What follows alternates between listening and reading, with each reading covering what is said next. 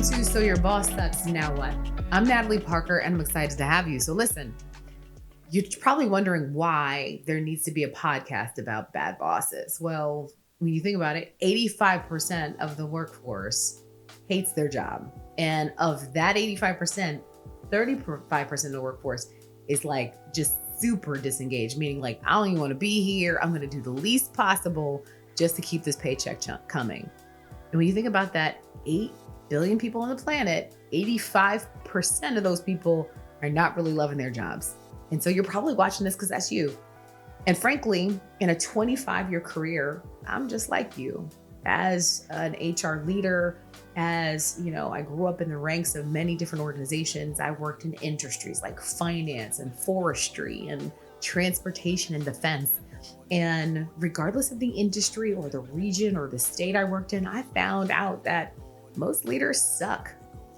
And when I say suck, I don't mean it in the sexualized context. I mean it more so that for the many leaders that I had, most of them sucked out my energy.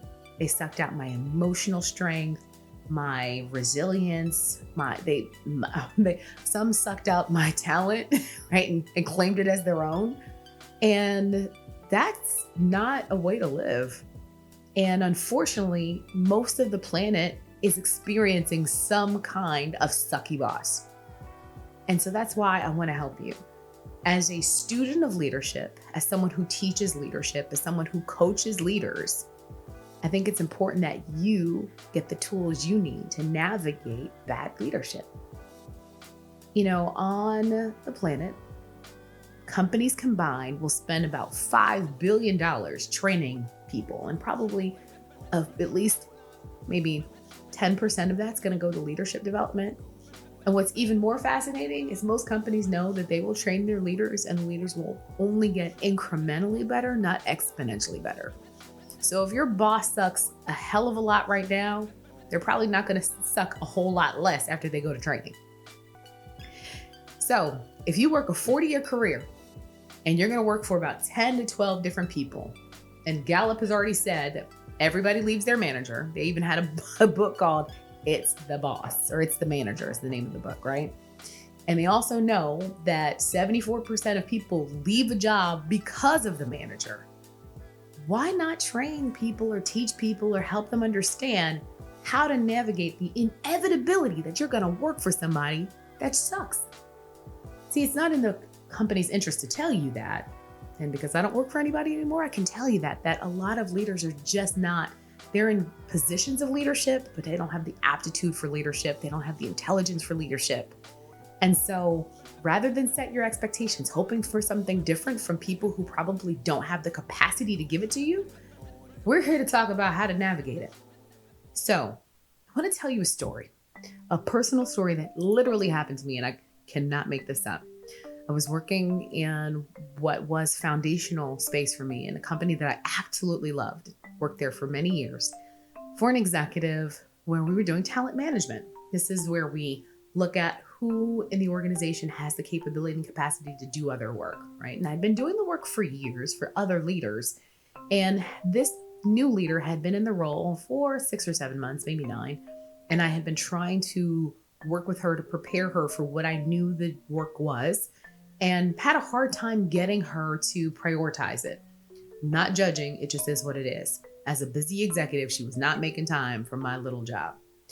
Well, we got closer and closer to the deadline and she still wasn't making any time, but I was still trying to do what I could without talking to her. So early one morning, it was in the middle of spring in Maryland.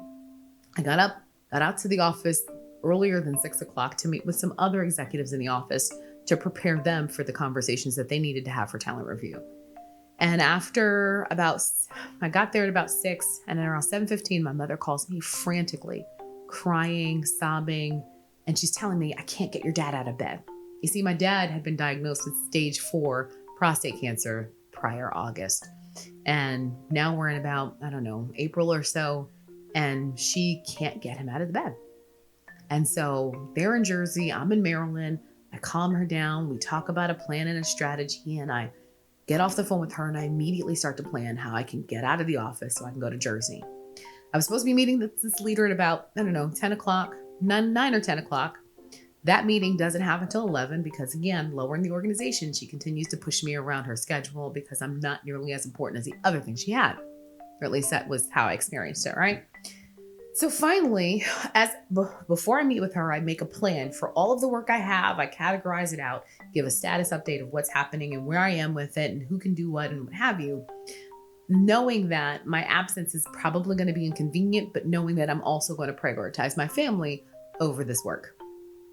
So I meet with this leader and I walk into her office and say, hey, listen, I know this is inconvenient and I know what we have to talk about is important, but my dad just got rushed to the hospital and is pretty serious. He has stage 4 prostate cancer and I need to leave to go to Jersey. And expecting to get some level of empathy or care or concern or any of those things. Instead, this leader looked at me and I told her, I said, hey, listen, I've made a plan. Here's my plan. I want to talk to you about it. And so we can figure out how we can, support me being absent.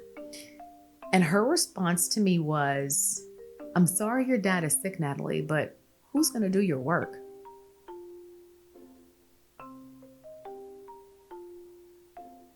What do you do with that? And what's unfortunate is I loved the company that I was working with. I loved the organization, the benefits and all of that. But that was the biggest fracture, the beginning of the end. 2 years later, I'd leave the organization. But that was one of the reasons I left, because having been regarded as a high potential and key talent in the organization, knowing my standing, knowing my street cred, I had this leader who literally in that one moment, whether she intended to or not, showed me that all of the hours I was working, and I was working a lot of hours, 60, 70, 80 hours a week, trying to show my value and my commitment and my dedication. And she looked at me and said, but I heard what she said was, who's going to do your work? What I heard was, I don't care that your daddy's dying. I need you. And it was crazy. It was absolutely bizarre. And what makes it even more fascinating was a few months later, her mother died. And I think she might have taken off 2 days of work. And that for me was an aha moment that every parental relationship with the child is not the same. And so she probably didn't regard my familial relationship as closely because it wasn't the same as her mother. I don't know. I'm probably superimposing, but here's the point. In that moment, as an employee, I needed support. I needed guidance on how to do what I needed to do to still keep my job or what have you. And I didn't get it. And that is literally the definition of a boss that sucks, because in that moment, it sucked the life out of me because I had to choose between how to keep my job and how to support my dying father. It sucked. So after I walked out of her office around, 90 minutes later, I had to suffer through a 90-minute meeting of this woman having told me she didn't care that my dad was dying, at least subliminally, right? And I went through the meeting. I was very professional. I didn't cry. I went and planned the rest of my day, and did all of the work that she finally kind of vomited on me on this 90-minute meeting, having not met with me for, quite some time. And I stayed at work till about 10:30 that night. And I did all of the work that I could. I churned hard. But the last thing that I did for me. And that was to complete my family medical leave work, because I had the hours, I had the time, I had the experience and tenure. I completed the FMLA paperwork and I didn't go back until I was ready. And that protected me and I got the space I needed. And so I believe that I have both sat on the HR side and having navigated some really good bad bosses and a few good ones. I think I have a lot to offer you to help you navigate your worst situations. Because I could have easily, went off, told her where to go and all of the other things, or tried to, tell on her to my network or allies. But what you need to do is figure out what's your best next step and how to continue to grow where you're planted. And that's the point of So Your Boss Sucks, Now What? You may be in a really difficult situation. You may have to work a lot of hours to provide for your family. I can promise you, not everybody's an entrepreneur. Some of you need to be employed. Some of you don't have the discipline to be an entrepreneur. It's hard out in these entrepreneur streets. And for those of you who want to be an entrepreneur, we can have that conversation too. But at the end of the day, I'm talking to those of you who are in a tough situation, who have situations where you don't know how to navigate, the passive aggressive leader, the micromanager, the person who steals credit, oh God, there's so many archetypes of bad managers, and we're going to talk about all of them. I'm going to share with you first some of my stories, and then I'm super excited because I have some of my friends who are waiting to be guests and talk about their stories, many of which who have achieved the upper echelon of success in major corporations. I'll also be hearing from you. So I want to hear your story so that we can kind of coach you around what to do in the middle of your challenge. Because I truly believe that being hurt from your situation is a problem, but staying hurt is a choice. You see, when things happen to us, we can either choose to respond to them or react to them. And your reaction usually isn't the best investment.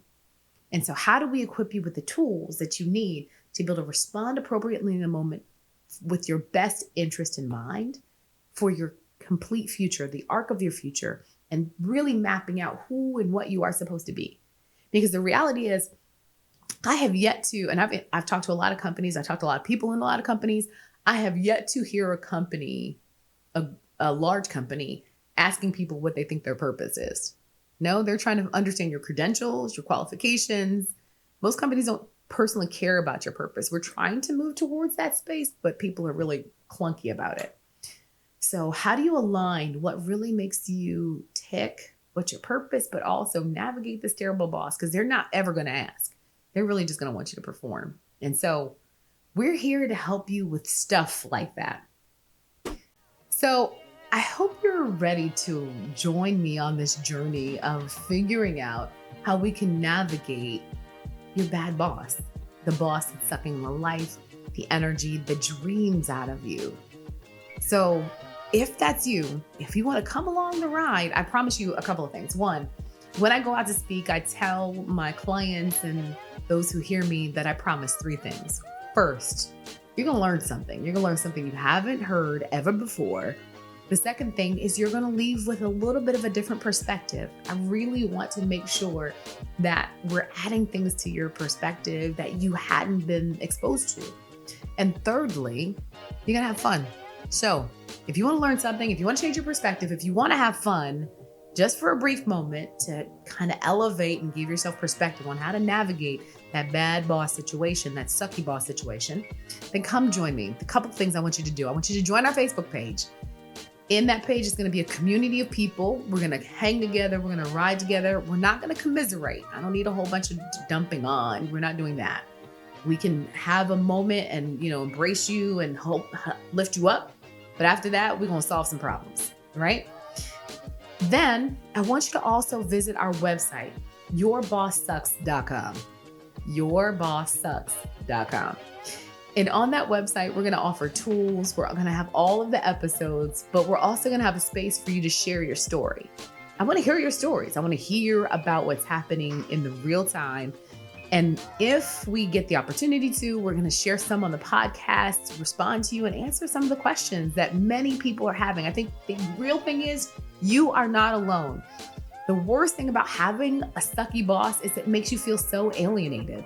And we're going to be a community of people who don't suck, trying to navigate people who do, or at least people who have leadership skills that suck, all right? And so join the Facebook page, join the website, follow the website, check out the website, and invite somebody to join you. You know some friends that need to be here too. Well, until next time, remember, don't let your boss suck the life out of you. Bye.